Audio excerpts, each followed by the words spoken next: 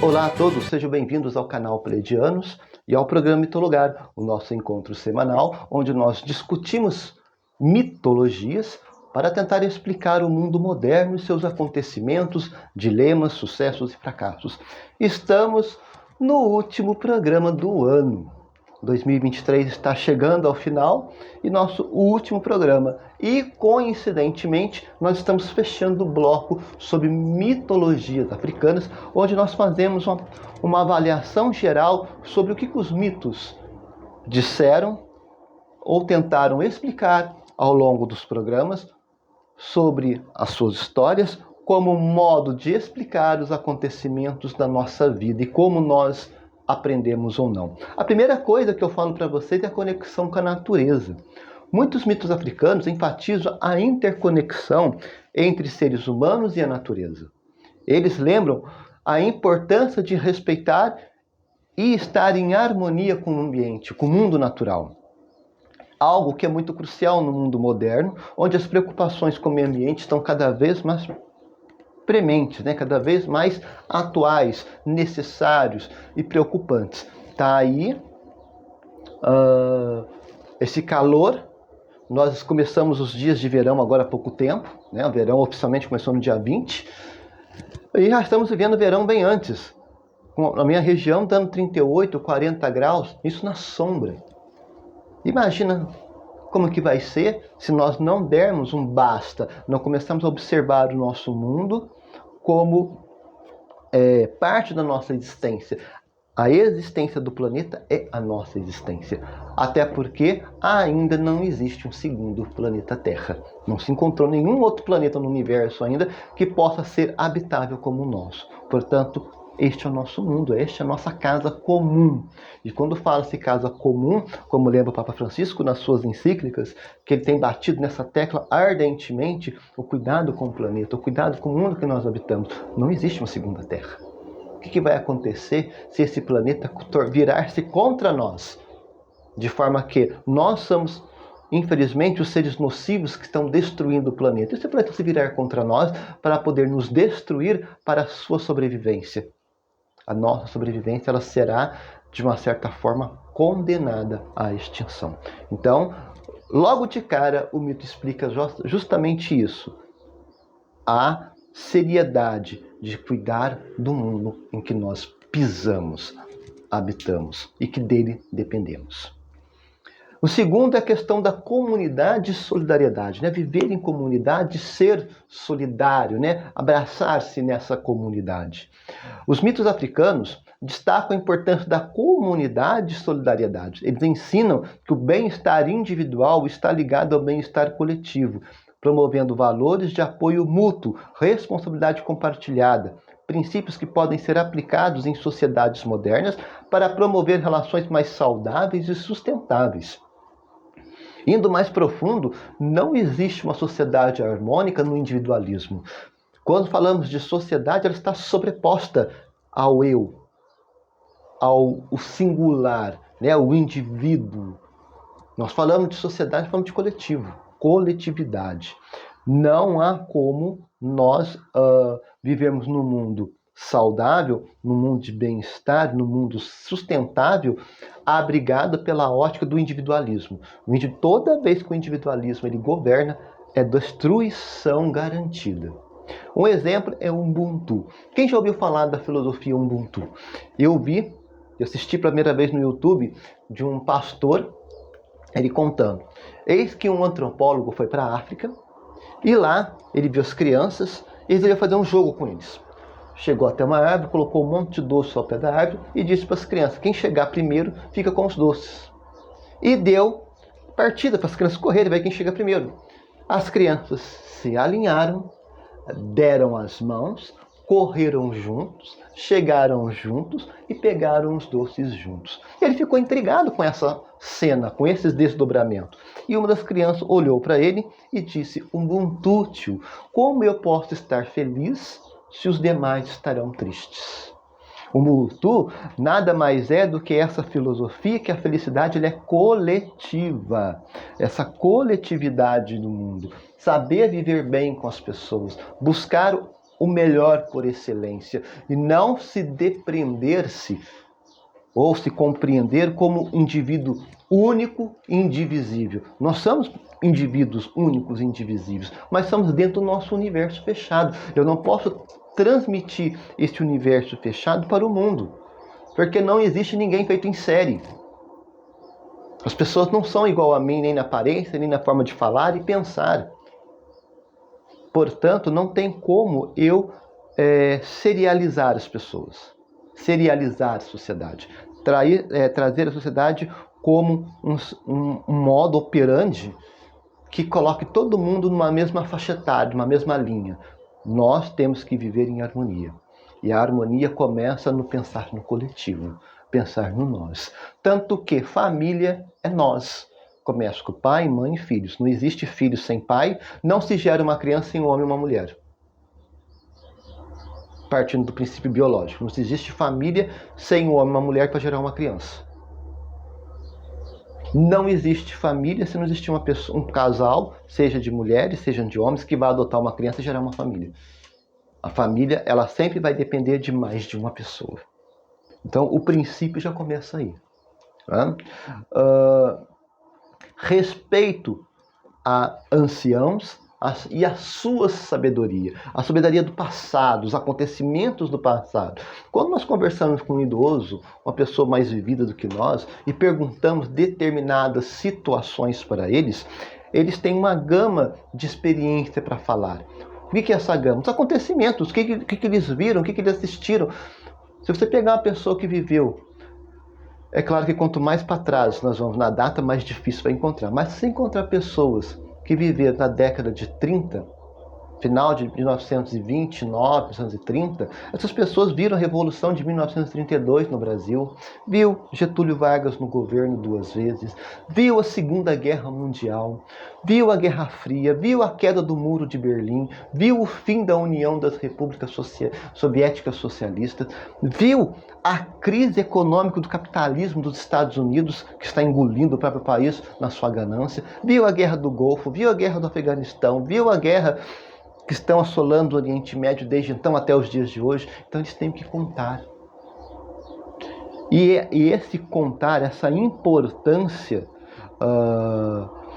que os mitos, que valorizam a sabedoria dos mais velhos, a importância de aprender essa experiência do passado, para se aplicar no nosso mundo, para que nada mais, nada menos, nós venhamos a aprender o ontem, para não errar hoje e não sofrer amanhã.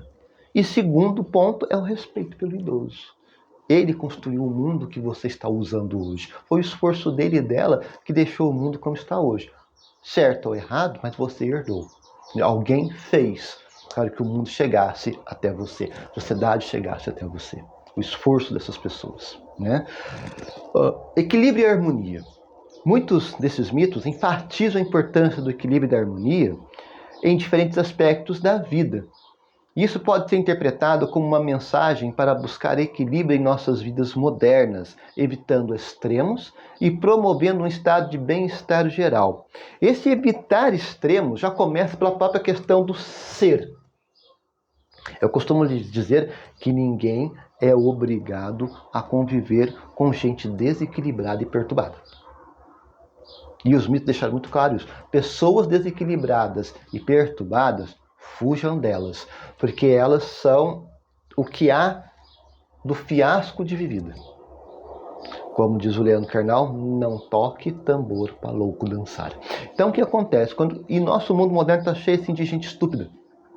A estupidez é a marca registrada da impotência daquela pessoa ser melhor. O mundo vai passar, as coisas vão mudar e a pessoa vai ser sempre aquele toco. Então deixa ele viver o mundinho fechado dele, que o mundinho dele vai acabar assim como ele. Quando ele morrer, o mundinho acaba junto com ele. Porque nada sobrevive à modernidade. A modernidade ela está sempre atuando, ela está sempre evoluindo. As pessoas sempre estão evoluindo. A cada geração que vem, ela deixa para trás coisas da geração passada. E o mundo vai evoluindo. Então, se a pessoa não quer mudar, não quer crescer, não quer se expandir, se agigantar como humano, o humano foi feito para ser gigante. Então deixe ele morrer na sua pequenez. E tudo que morre na pequenez tende a virar extinção. Graças a Deus que as coisas são extintas. Imagina coisas ruins permanecerem no mundo. O mundo seria inconcebível vivência. Tem que ser. Deixa exterminar, deixa acabar. Acaba. Tudo acaba. E o novo toma o seu lugar. A aceitação da diversidade. A diversidade é uma característica marcante nas culturas africanas. E muitos mitos celebram essa diversidade. Esses mitos podem ensinar sobre a aceitação da diversidade no mundo moderno, promovendo a compreensão e a cooperação entre diferentes culturas, etnias, identidades, tribos, segmentos culturais, segmentos socioculturais da nossa sociedade. Lembre-se, eu sempre falei e sempre vou falar, a nossa sociedade é uma cosmologia social, em que mantém o mundo em evolução, sempre em expansão. E seu achatamento serial, seja qual for ele que seja, esse achatamento, essa serialidade que as pessoas querem colocar todo mundo igualzinho, não existe, não sobrevive, não vinga, não evolui no mundo cosmopolizado como o nosso. Então cabe a mim olhar para o mundo e enxergar. O mundo é uma cosmopologia. Então eu tenho que ser essa cosmopologia dentro de mim. Eu tenho que evoluir, eu tenho que crescer, eu tenho que entender, compreender, para mim viver bem e ajudar essa sociedade a ser melhor a cada dia mais. Uma sociedade que melhora, melhora as pessoas. Uma sociedade que é muito mais fraterna, geram pessoas fraternas. Uma sociedade cosmopolizada em que amor é o índice indispensável, as pessoas no seu individual vão se amar mais. E é claro que os seus opostos também vão gerar desamor, insegurança, raiva, rancor, ódio, guerra, morte, em vez de promover vida. Então, esse equilíbrio, essa harmonia busca a nós olharmos para nós mesmos como indivíduos e nos equilibrar. Não viver em extremos. Não caia em extremos. Lembre-se, os extremos é o inimigo número 1 da ciência humana.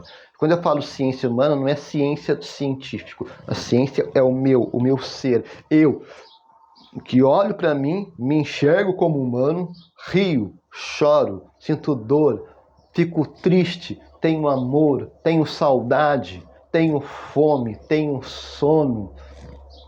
Essa ciência humana.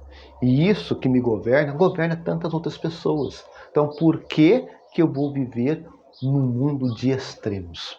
Por que eu vou me entrar em conluio com extremidades, sendo que isso só serve para criar e desenvolver pessoas perturbadas e desequilibradas? No fim das contas, quem vai sofrer sou eu. Eu entro nessa jogada, eu aprendo essas coisas, no fim das contas, eu torno uma sociedade extremada, eu vou ficando cada vez mais extremista, vou me desequilibrando e no fim me torno uma pessoa perturbada. Vou ter que procurar um psiquiatra para me tratar. E eu não era assim. Portanto, uma sociedade que luta através das pessoas para um mundo de equilíbrio e sabedoria vai evitar gente perturbada, gente doente, em outras palavras. A aceitação da diversidade. A diversidade é uma característica marcante nas culturas africanas e muitos mitos celebram essa diversidade. Estes mitos podem ensinar sobre a aceitação da diversidade no mundo moderno, promovendo a compreensão e a cooperação entre diferentes culturas, grupos étnicos e identidades. Lembre bem isso, gente. Aceitação e diversidade. Eu li 2 vezes para ficar isso na cabeça de vocês. Nosso mundo é uma cosmologia. Não é um mundo fechado numa caixinha de fósforo. E nunca foi. E nunca vai ser. E todos aqueles que tentaram colocar o mundo numa caixinha de fósforo acabaram se dando mal. O ritual e significado dos símbolos, né? Muitos mitos africanos incorporam rituais e simbolismos significativos. Esses elementos podem inspirar a busca por significado e propósito de vida moderna, encorajamento à reflexão sobre a importância dos rituais e símbolos em nossas próprias vidas.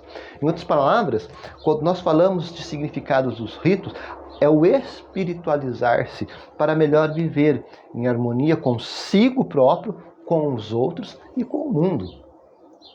Existe aí, eu estou falando dos mitos africanos e obviamente acaba entrando na religião africana, de modo geral, né? Eu procurei utilizar da religiosidade de maneira indireta, porque o que interessa para nós é o mito e seus significados. Mas, quando nós falamos de rituais, nós estamos falando de religiosidade. Você é cristão católico, você é cristão protestante, você é shintoísta, taoísta, maometano ou islâmico, né? Seguidores da filosofia de Siddhartha Gautama, ou o caso Buda, ou você é zoroastrista, seja qual for a sua primícia religiosa, ela tem que te ajudar a ser melhor como pessoa, a espiritualizar-se como pessoa e a viver em harmonia com o mundo. Mundo esse, como eu acabei de falar, que é com a cosmopologia. Não vai existir um mundo onde as pessoas são iguais, se vestem iguais, pensam iguais, falam iguais. Se existem múltiplas religiões, se existe multiplicadas, né, estilos de vida, não existe mais a constituição de família de homem e mulher. Hoje é homem e mulher, homem com homem, mulher com mulher. Não existe mais aquela sexualidade fechada do macho e fêmea, vamos assim dizer, né? Do homem e mulher. Hoje é mulher com mulher, homem com mulher. Hoje já temos aí poliamor, trisal e por aí vai. Quando nós falamos de família, não existe mais pai, mãe e filhos. Hoje é filhos e mãe, filhos e pai, netos e avós, sobrinhos e tios, irmãos que vivem. Quando nós falamos de uma sociedade em que em expansão de cultura, olha o Brasil, nós temos a cultura de quem vive no norte do país, com música, forma de vestir. Nós temos o Nordeste, com as suas riquezas culturais, música, comida, bebida e vestimenta.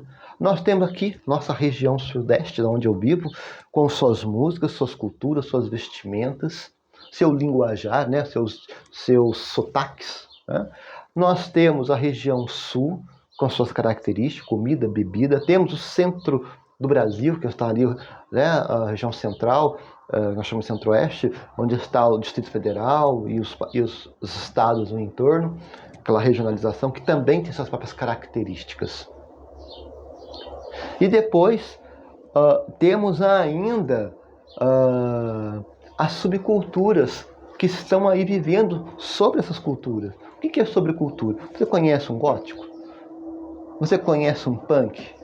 Você conhece uma pessoa que é grunge?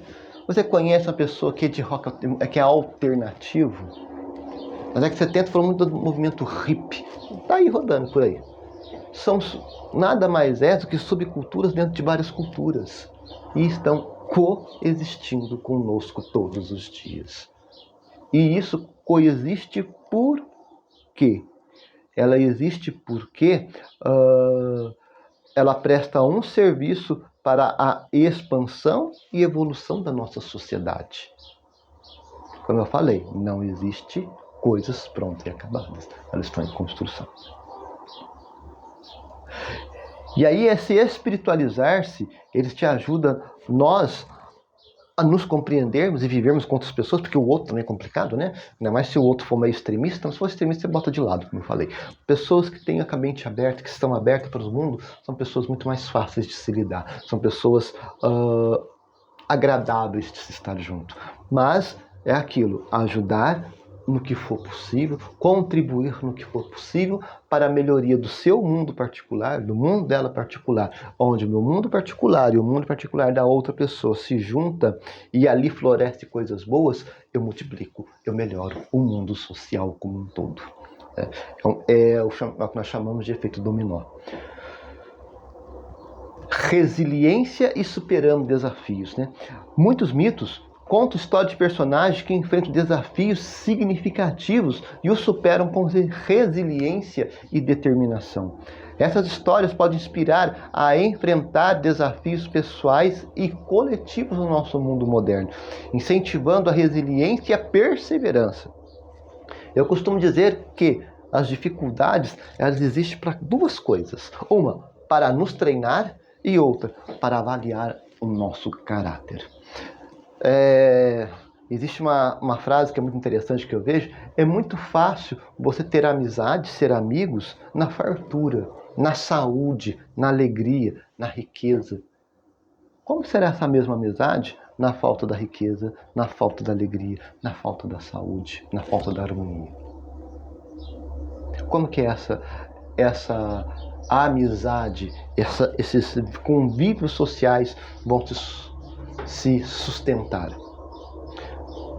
Óbvio, né? As dificuldades e os desafios do mundo moderno nos ajudam a separar o trigo do mato, né? O que presta do lixo. Quando nós separamos o lixo, o mato, do trigo, do que presta, do que é bom, do que é belo, do que é legal, nossa vida se multiplica. Ela se transforma, ela passa a ter um brilho, uma valorização diferente daquilo que nós estamos acostumados a vivenciar. O nosso mundo, ele tem como prerrogativa nos colocar sempre nos deixar diante de dificuldades para nosso achatamento. O que é um achatamento? Esse achatamento nada mais é, numa palavra bem simplesinha, para que todos possam entender, para nos domar, nos domesticar. Porque a pior coisa que pode acontecer no mundo onde há interesses duvidosos, manipulações, é pessoas, cidadãos, povos de um país, de um continente, que são indóceis, porque você não consegue controlá-los. Se você não consegue controlá-los, você não tem como domar. Se você não tem como domar, você não tem como manipulá-los. Por isso que a resiliência, ela nos ajuda a ter determinação. O que é certo, o que é errado. O que está no meio dos dois, quando for possível ser discutido, discuta à luz da razão, à luz da verdade. Quando aquilo não tem cabimento, acabou e você vai escolher. Ou está certo ou está errado. É claro que muito pouca coisa está entre os dois. Grandes coisas da vida estão ou é 100% certo ou é 100% errado. Poucas coisas estão no meio do caminho em que precisamos nos debruçar para poder entender e aplicar o certo ou o errado. Porque existe meio certo. Eu costumo dizer para as pessoas, já falei para vocês, né? Uma pessoa que foi apanhada em flagrante porque roubou uma lata de leite em pó para alimentar os filhos que estão com fome, vai para a cadeia. Outra pessoa rouba milhões e usa do dinheiro que ele roubou para pagar um bom advogado para livrá-lo da cadeia. Aí eu pergunto, a quem merece a cadeia? O da lata do leite em pó ou dos milhões? É óbvio, né? Não falar que é dos milhões. Porque quem roubou milhões é uma pessoa de mau caráter garantido. Ele está tentando se dar bem a todo e qualquer custo, mesmo que eu tenha que colocar milhões na fila de entrada de uma cadeia, porque roubou uma lata de leite em pó para poder alimentar uma família. Eu costumo dizer, e a Sagrada Escritura, a Bíblia fala, e alguns outros livros que não são Bíblia também falam, de outros povos religiosos, né, de outras entidades, de outras signaturas religiosas, eles condenam veementemente aquele que se dar bem às custas das lágrimas dos outros. O preço que se paga por aquele que se dá bem sob as lágrimas dos outros é incomensurável. Não tem como escapar. E aí as pessoas falam assim, gente, parece que é meio punitivo. Não é punitivo, é justiça. É justiça. Por isso que quando nós falamos de divindades dentro de um significado em que ele busca nos ajudar a ser resilientes e determinados, a primeira posição deles é justiça. Se vocês pegarem os mitos gregos, mesmo diante de todas as suas falácias, né, de suas limitações, passando pelos mitos egípcios, chegando finalmente aos mitos africanos, todos eles procuram verbalizar, distribuir justiça. E nas Sagradas Escrituras, que se fala do Deus cristão, né, do mundo judaico-cristão, nosso Deus é um Deus de justiça. Nós que somos cristãos, seja católico ou protestante, nós temos um Deus de amor, mas um Deus de justiça, que é justo. Então, o que acontece? Independente do significado religioso, independente da matriz religiosa e do culto, do mito, sempre vai estar em voga justiça, porque a justiça traz conforto. Uma pessoa que prega a justiça, que se treina todos os dias diante das dificuldades e que seu caráter é testado todos os dias e no final do dia você deita a sua cabeça no travesseiro e fala, eu pratiquei justiça. Ele dorme tranquilo, ele dorme feliz. Nada abala o teu sono, nada abala a tua moral, nada abala a tua consciência. E eu costumo dizer, uma pessoa que rouba para alimentar alguém da família tem muito mais valor do que aquele que rouba milhões. Aquele que rouba milhões deveria ir para a cadeia sem fazer curva. Não estou dizendo que é certo roubar, não estou falando isso. Mas existem justificativas. Eu sou a favor de catar dinheiro de milhões que roubam e distribuir para os mais pobres. Eu sou a favor. Na China acontece umas coisas assim. Quando pega alguém que rouba o governo, os bens deles são confiscados e são dados aos mais pobres. Vão para a cadeia sem fazer curva e tudo que era deles, que foi construído à base de falcatrua, de roubo, de corrupção, é redistribuído aos que não têm nada.